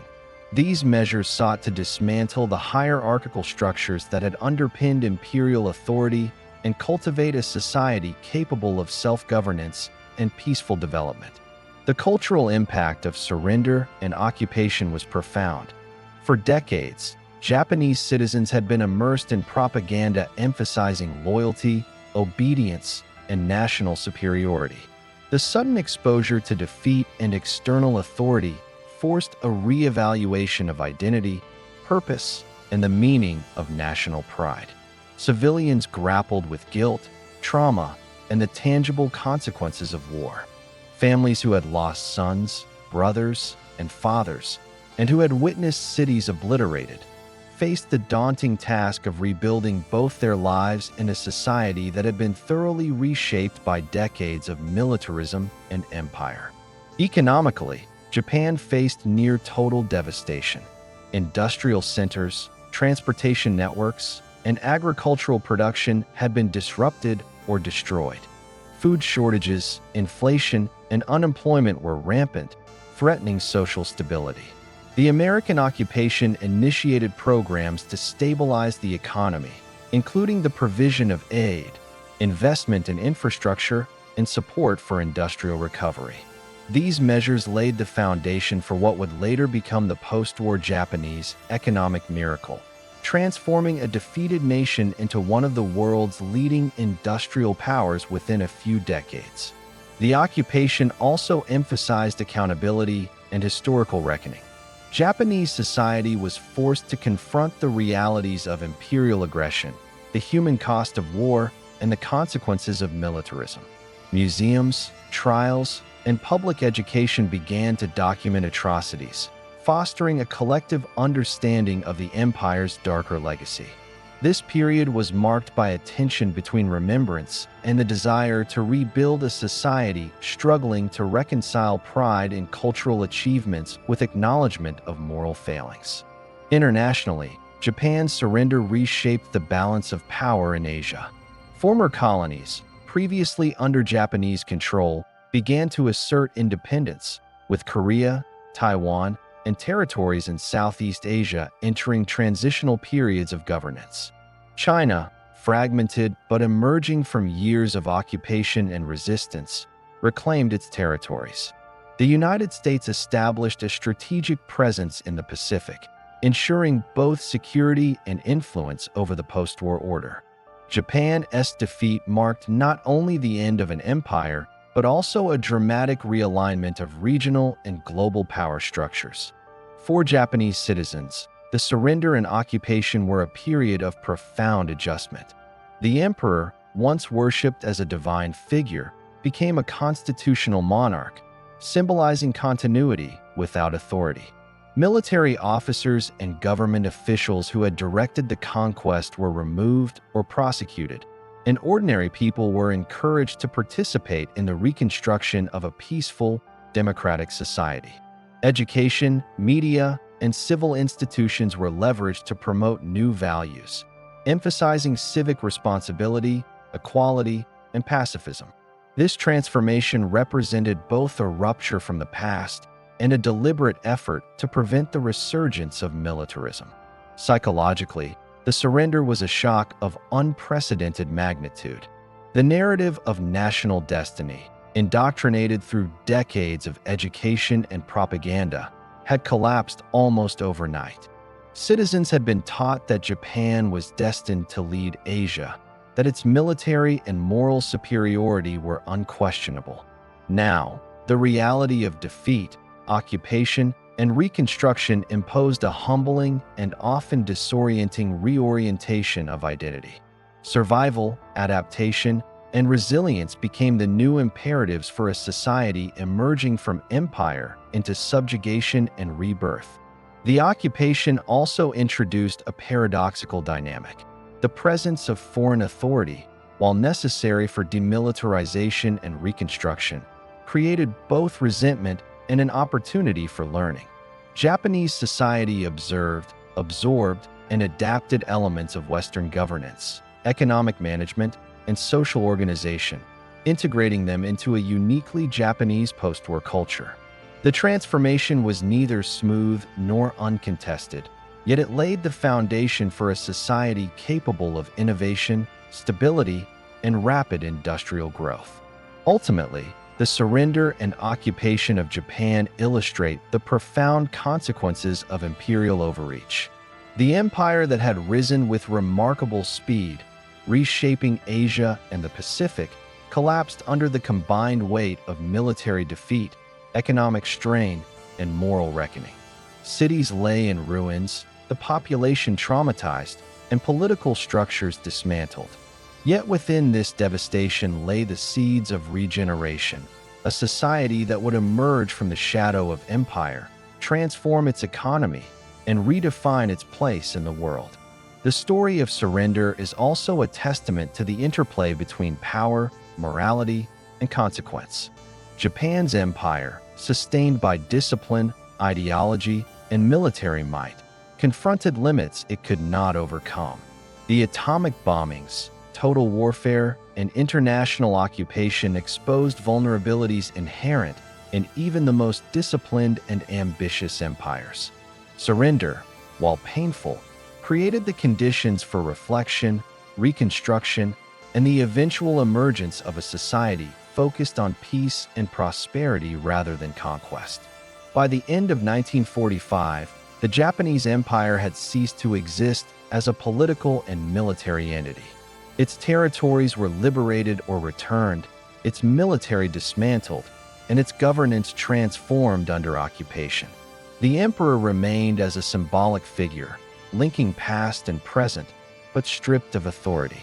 Japan, once a rapidly rising imperial power, was now a nation in recovery, tasked with confronting the legacies of ambition, brutality, and overreach while forging a new identity in a radically altered world. In sum, the surrender and occupation period represents both the conclusion of one of history's most remarkable imperial ascents and the beginning of a transformation that would define Japan for generations. It encapsulates the consequences of expansionism, the human cost of total war, and the resilience required to rebuild from the ashes of an empire. It is a period marked by devastation, moral reckoning, and profound change, an essential chapter in the story of the Japanese Empire, from rise to ruin and the emergence of a new national path. The Japanese Empire had endured less than a century, yet its rise and fall left indelible marks on history, reshaping Asia, influencing global geopolitics, and leaving scars that persist to this day. By 1945, the empire had collapsed in ruins, cities reduced to ash, populations traumatized, territories liberated or restructured, and a nation transformed under Allied occupation. Its trajectory, from isolated island kingdom to formidable power and back to devastation, offers a profound lesson in the fragility of ambition and the consequences of unchecked expansion. The empire's legacy is complex, a tapestry woven from both innovation and oppression. On one hand, Japan's rapid modernization under the Meiji Restoration transformed a feudal society into a technologically advanced and industrially capable state. Railways connected cities, factories produced goods at unprecedented scales, and a modern military projected power across the region. These accomplishments demonstrated the capacity of a nation to adapt, learn, and compete on a global scale. Yet the same infrastructure, industrialization, and military prowess that facilitated progress were also instruments of domination and destruction, used to enforce colonial rule, wage war, and commit atrocities in China, Korea, Southeast Asia, and the Pacific. Culturally, the empire left enduring marks both within Japan and across its former territories. In Korea and Taiwan, decades of Japanese administration reshaped education, language, and social organization. Cities were redesigned, infrastructure built, and governance centralized. While some of these changes facilitated modernization and economic development, they also involved coercion, suppression of local cultures, and forced assimilation. The consequences of these policies linger, shaping national identities and historical memory in profound ways. In China, the empire's aggression, most notoriously during the Nanjing Massacre, created long-lasting trauma and mistrust. Entire communities were destroyed, populations decimated, and collective memories of suffering were seared into the national consciousness. Japanese occupation left scars not only in physical landscapes, but also in societal structures, politics, and intergenerational memory. The historical tension between Japan and its neighbors, rooted in imperial conquest, continues to influence diplomacy and cultural discourse in East Asia today. The collapse of the empire also exposed the vulnerabilities inherent in rapid expansion. Japan's ambitious territorial reach had overstretched its logistical and resource capabilities, making it impossible to maintain effective control over distant colonies. Supply lines were vulnerable, populations resistant, and military resources insufficient to sustain a protracted conflict. The very strategies that had enabled Japan's early successes, rapid modernization, disciplined military culture, and ideological zeal ultimately contributed to overreach, rigidity, and vulnerability, illustrating the precarious balance between ambition and sustainability in imperial systems. The experience of World War II further underscores the consequences of total war. Japan's decision to confront industrialized powers, particularly the United States, led to the unprecedented devastation of its homeland. Firebombing raids, kamikaze operations, and ultimately the atomic bombings of Hiroshima and Nagasaki brought destruction on a scale that reshaped perceptions of warfare. Civilians bore the brunt of strategic decisions, exposing the human cost of empire and the ethical dilemmas inherent in modern conflict. The empire's downfall was not merely political or military, it was existential, reaching into the social fabric and collective psyche of the nation. Japan's surrender and subsequent occupation initiated a profound transformation. Under Allied oversight, the nation was demilitarized, democratized, and encouraged to embrace pacifism. The emperor, once considered divine, became a symbolic figure. Political power was transferred to elected civilian authorities. Land reforms redistributed wealth and dismantled entrenched hierarchies, while education promoted democratic values and civic responsibility. Economically, the devastation forced innovation, efficiency, and eventual industrial rebirth. These changes laid the foundation for post-war Japan's rapid economic growth and reintegration into the global community, demonstrating the capacity of a nation to reinvent itself after catastrophic collapse. Yet the shadows of the empire persisted. Memories of occupation, forced labor, and wartime atrocities continued to influence relations with neighboring countries. Korea, China, and Southeast Asian nations bore the legacies of exploitation, violence, and cultural suppression, and these experiences shaped post-war political, social, and diplomatic landscapes. The narrative of Japanese victimhood, shaped by the atomic bombings, coexisted with the narrative of imperial aggression, creating complex historical debates and tensions that endure to this day. The Japanese Empire also serves as a cautionary tale about the interplay between ideology, ambition, and power. Nationalist rhetoric, framed around divine destiny and racial superiority, fueled both rapid modernization and aggressive expansion. Education, propaganda, and cultural indoctrination created a society willing to sacrifice at extraordinary levels in pursuit of an imperial vision. Yet when confronted with the material and strategic limits of empire, this ideological zeal could not compensate for logistical fragility, industrial limitations, or the resolve of adversaries. The collapse of the empire illustrates the risks of untempered ambition and the dangers of conflating national pride with moral and strategic infallibility. The human dimension of the empire's legacy is profound. Millions experienced death, displacement, and trauma, whether in cities reduced to rubble by bombing, labor camps across Asia, or battlefields stretching from Manchuria to the Philippines. Families were torn apart, communities destroyed, and cultural heritage disrupted. Yet amid devastation, resilience emerged. Japanese citizens rebuilt their cities, economies, and society, while survivors in formerly occupied territories sought to reclaim sovereignty, rebuild communities, and memorialize the past. The interplay of destruction and renewal defines the historical narrative of the empire, revealing both the consequences of power and the capacity for recovery. Japan's post-war transformation demonstrates the potential for reinvention after empire.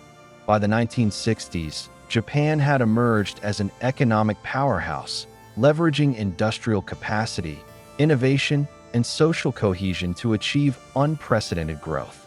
The nation embraced pacifism, global integration, and technological advancement, redefining its identity away from military conquest. This transition was neither simple nor automatic. It required confronting the moral, cultural, and political legacies of empire, yet it highlights the ability of societies to adapt and thrive even after catastrophic failure. The empire's story also informs contemporary discussions about power, morality, and historical memory. Debates over textbooks, memorials, and diplomatic narratives reflect ongoing struggles to reconcile pride, culpability, and historical truth. The Japanese Empire, with all its achievements and atrocities, remains a subject of study, reflection, and contestation, illustrating how empires leave enduring legacies that shape national identities, international relations, and collective memory long after their political structures have vanished. In a broader sense, the rise and fall of the Japanese Empire exemplifies the dynamics of modern imperialism. Rapid technological advancement, military modernization, and strategic ambition enabled Japan to rise quickly, challenging both neighboring states and global powers. Yet expansion without sustainable governance, reliance on coercion, and overextension sowed the seeds of collapse. The empire's trajectory underscores the fragility of power built on force and ideology, reminding historians and policymakers alike of the limits inherent in even the most disciplined and ambitious states.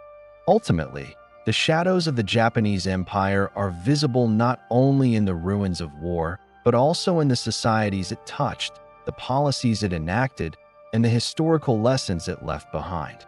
Its rise illustrates the potential of rapid modernization and strategic vision. Its fall reveals the consequences of overreach, total war, and ideological rigidity. For modern Japan, the empire serves as both a source of historical reflection and a cautionary reminder of the responsibilities that accompany power. In conclusion, the story of the Japanese Empire is one of both extraordinary achievement and devastating failure. From the Meiji Restoration's modernization to the apex of territorial expansion, from the horrors of wartime atrocities to the collapse under Allied pressure, the empire exemplifies the complex interplay of ambition, ideology, and human cost. Its legacies, political, cultural, economic, and psychological, continue to shape East Asia and the wider world. The Japanese Empire, though short-lived, remains a profound historical narrative, a cautionary tale of ambition, a record of resilience, and a testament to the enduring consequences of power, conquest, and human agency.